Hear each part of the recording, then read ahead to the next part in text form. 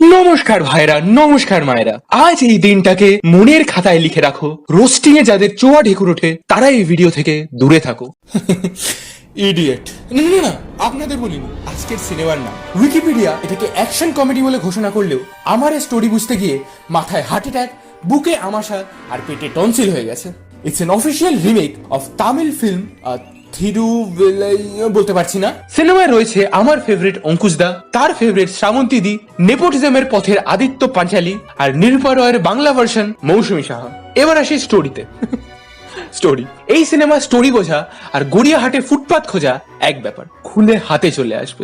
চশমা চশমা চশমা খুলে হাতে চলে আসবে, তাও কিছু বুঝে উঠতে পারবেন না আপনি। সিনেমার শুরুতে মনে হবে বাপে খেদানো, মায়ে তাড়ানো, হাড় বজ্জাত বিশ্ব বখাটে কোনো এক ছেলের গল্প এটা, যার বেকারত্বের জন্য বাবার ওকে পছন্দ না। তাই হতে পারে এটা কোনো এক মোটিভেশনাল স্টোরি, যেখানে ছেলেটা পরে কিছু একটা করে দেখাবে। বাট না, এরপর হয় নায়িকার এন্ট্রি, আর ইলেকশনের আগে অ্যাসাইনমেন্টের ঘা খাওয়া রিপোর্টারের মতো নায়ক নায়িকার পেছন পেছন ঘুরতে থাকে নায়িকার হ্যাঁ শোনার আশায়। আহা, কি শিখিলাম, জন্ম জন্মান্তরেও ভুলিব না। Third class mentality. তো এর থেকে মনে হতে পারে যে এটা তার মানে কোন একটা রোমান্টিক স্টোরি, কিন্তু না, এত সহজ নয় রে পাগলা। মা হারালে বাপ হওয়া এর থেকে সহজ। পাশের বাড়ির মাসিমা কাকিমাকে মা বলতে পারবি, কিন্তু যেমন বউ হারালে পাশের বাড়ির বৌদিকে বউ বলে ডাকতে পারবি না রে পাগলা, তেমনি এটা অত সোজা না।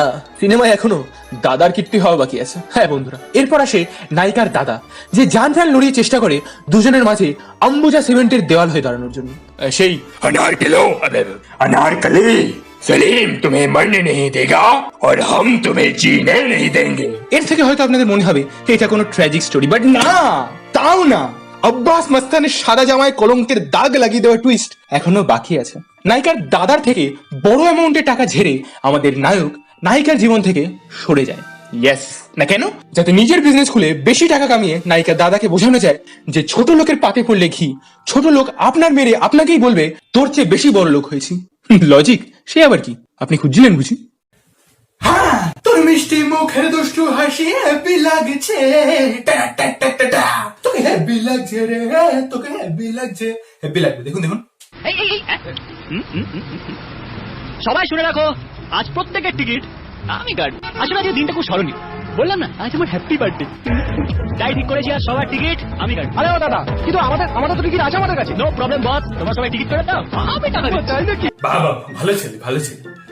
ওপর মহলে খবর আছে সরকারি বাসের টিকিট নিয়ে হেভি ঘাপলা হচ্ছে। ওই আপনাদের টিকিট গুলো দেখি দেখি দেখি। সব টিকিট তো উনিই কেটেছিলেন, আমাদের কাছে কোনো টিকিট নেই। ব্যাপারটা আমি বুঝি স্যার, আসলে আজ আমার জন্মদিন, তাই ভেবেছিলাম বাসে সব টিকিট কেটে একা একা ট্রাভেল করবো। সে আর হলো কই, এদিকে দেখুন প্রত্যেকে উঠে বসে পড়েছে, এরা টিকিট না কেটে বসে বসে যাচ্ছে, আর আমায় দেখুন টিকিট কেটে দাঁড়িয়ে আছে। কি করলো? Soy avanzado. Ay, no, vamos no. Chingo, este me pica chingo la llave. আমি জানো টিকিট কাটিনি।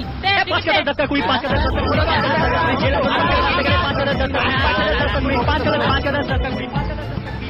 সিনেমার টিকিট ব্ল্যাক হয় শুনেছি, কিন্তু বাসের টিকিট এরকম ভাবে ব্ল্যাক হয় এ তো বাপের জন্মে দেখিনি ভাই। বাহ বাবা, অফিসারের সামনে টিকিট ব্ল্যাক করছে আর পাবলিকও কন্ডাক্টরের থেকে সেম দামে টিকিট না কিনে ওর থেকে ডাবল দামে কিনছে। দারুণ দারুণ দারুণ।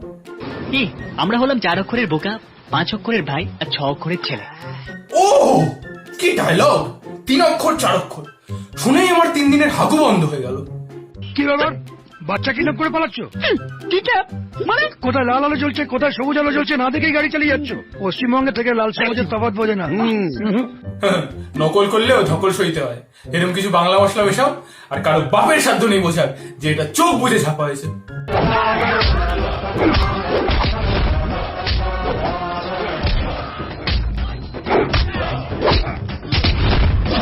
কটা বড় লোককে এরকম মাঝ রাস্তায় সানিধ্য হতে দেখেছেন বলুন তো আপনারা? সিকিউরিটি গার্ড গুলোকে কি আইপিএল এ ঝিঙ্কুরা করে নাচার জন্য রাখা হয়েছে? দেখে নিবি, মেয়েটা যাবে মার্সিডিজে, আমি যাবো হেঁটে। আচ্ছা, বাবা বাবা, থ্যাংক ইউ থ্যাংক ইউ। মেয়েটা যাবে মার্সিডিজে, আমি যাবো হেঁটে। আগে তো বল। দুজনের দেখা হবে ছাদনাতলার গেটে। Thank you thank you. বাস্তবে তা হয় না গো ভাই, গরিবরা মরে খেটে। বাস্তবে তা হয় না গো ভাই, গরিবরা মরে খেটে। ব্যাংক ব্যালেন্সে সমাজ চলে আর প্রেমিকের যায়। যাই হোক, ভুলভাল নয় ম্যাডাম, একদম ঠিকঠাক। এই তো আমি তোমার বান্ধবীর মাথায় হাত রেখে দিব্যি করে বলছি তুমি একদিন না একদিন আমাকে ভালোবাসবেই। আমি ওর মাথায় হাত রেখে বলছি আমি তোমাকে কোনোদিনও ভালোবাসবো না। আমি কি মন্দিরের ঘন্টা যে পাশে বাজিয়ে যাচ্ছে? কাল বিকেল 5টার মধ্যে তুমি যদি আমাকে খুঁজে বার করতে পারো তাহলে বুঝবো তুমি আমাকে ভালোবাসো। 5টা অবধি সময় লাগবে না, তার আগেই খুঁজে বের করে ফেলবো, কারণ আমাদের ভাগ্য ওপর থেকেই লেখা হয়ে গেছে।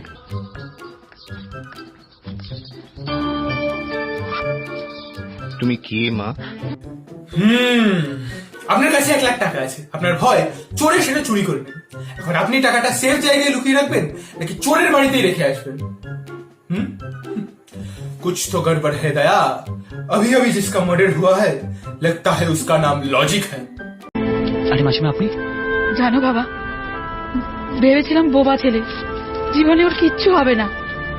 যখন তোমাদের সঙ্গে সারাক্ষণ মিশতো খুব রাগ হতো, কিন্তু কি করে জানবো তুমি ওকে মানুষ হয়ে পরিচয় দেবার ক্ষমতা দেবে।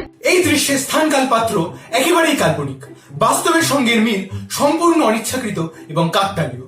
তাই নিজের সন্তানকে পাড়ার সন্তানদের মাঝে পাঠানোর আগে 10 বার ভাববেন।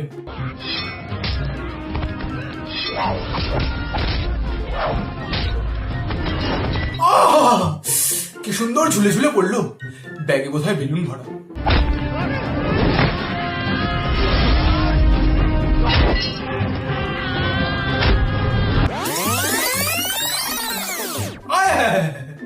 হিরোর টেক অফ দেখি বেচারের হাত থেকে হাতিয়ারই পড়ে গেল। প্লিজ আপনারা যাবেন না। একে কি কিডন্যাপ করে আনা হয়েছে? ডায়লগ দেয়নি মানলাম, কিন্তু এরকম এক্সপ্রেশন কেন? যেন প্যাক আপ না বলা অবধি হিসেবে চেপে বসে থাকতে হচ্ছে। আমার বোনের অমঙ্গল হবে, আপনারা প্লিজ বসুন।